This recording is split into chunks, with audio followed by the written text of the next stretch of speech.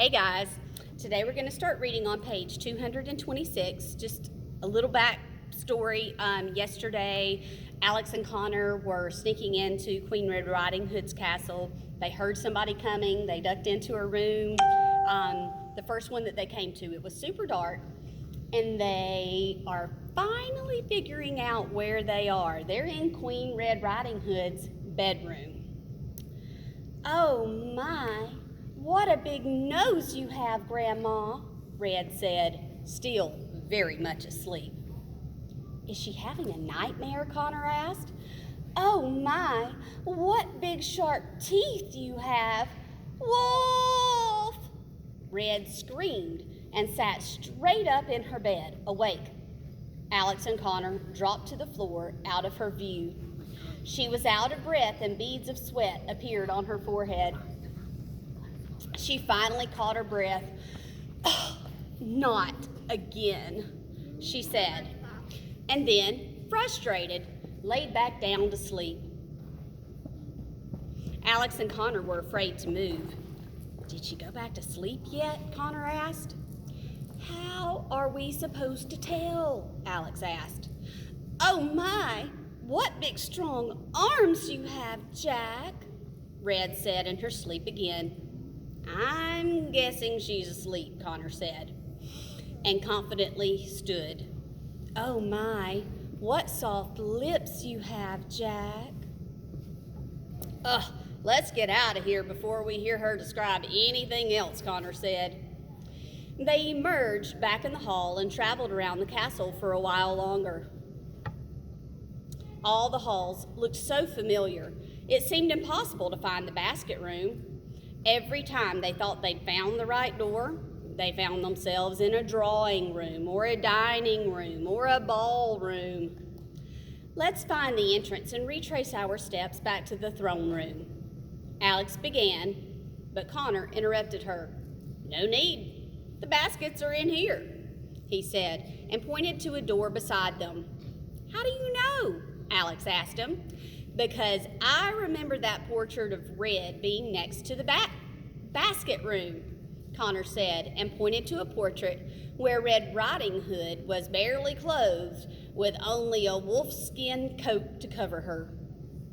Alex gave Connor a really dirty look.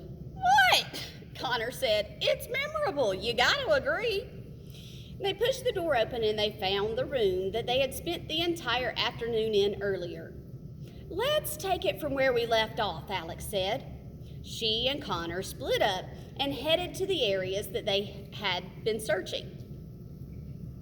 It had been hard during the day, but it was even harder at night, since they had only the light from their lanterns to go by. After a few hours of searching, their anxiety levels were as high as Jack's beanstalk. Suddenly, the twins heard a loud clank. "What is that?" Alex said. "Alex, look up there," Connor said, pointing to a window. On the window ledge was a shiny, X-shaped object. "What is that?" Alex said. "It's a grappling hook," Connor said. It jerked slightly in a consistent pattern. "I think someone's climbing up. Hide!" Sorry, lost my place. They left their lanterns on the ground and they dove behind a pile of baskets. A moment later, a figure appeared on the window ledge. It took out a sharp knife and it cut out a circular pattern in the window and then quickly crawled into the room. It was a woman who the twins had never seen before. Her clothing was made out of plant leaves and sewn together, and her hair was a shade of red so dark it almost seemed purple. The woman scanned the room and looked cautiously at the two lanterns. Did she know the twins were in there? Like an animal, the woman began sniffing around the room.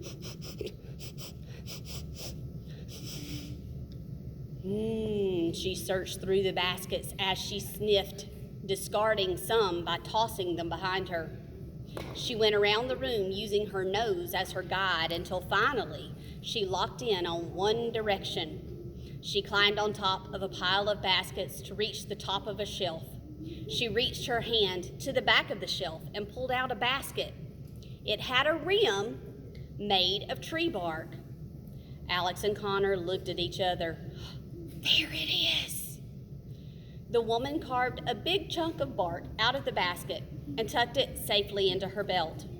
She put the basket back on the shelf and climbed down the pile of baskets and headed out the window. She was just about to climb through the window when she heard an "ah" come from the other side of the room. Connor had given himself another splinter from hiding behind the baskets. I need for you to go sit by the doors, please. Thank you.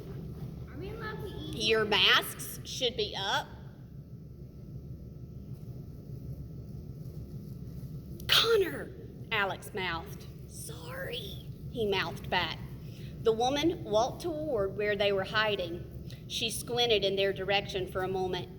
Alex and Connor were both too frightened even to breathe.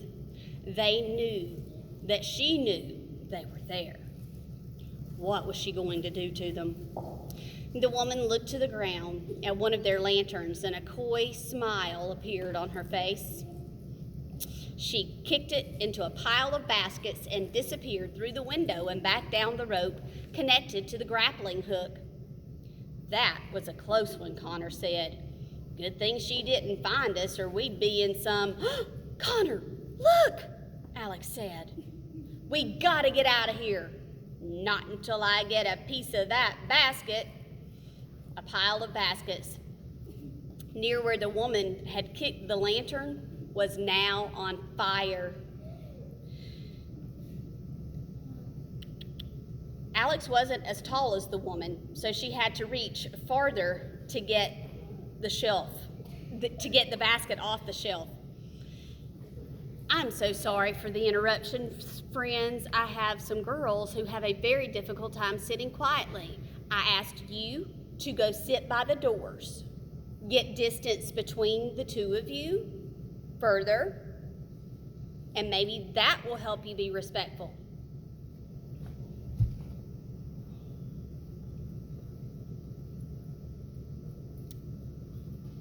Alex, hurry, Connor said.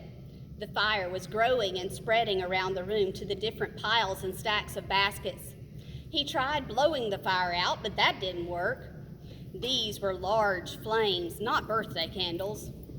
Alex had to climb up onto the top shelf to reach the basket, but she finally wrapped her fingers around it. Gotcha, Alex said, pulling it out.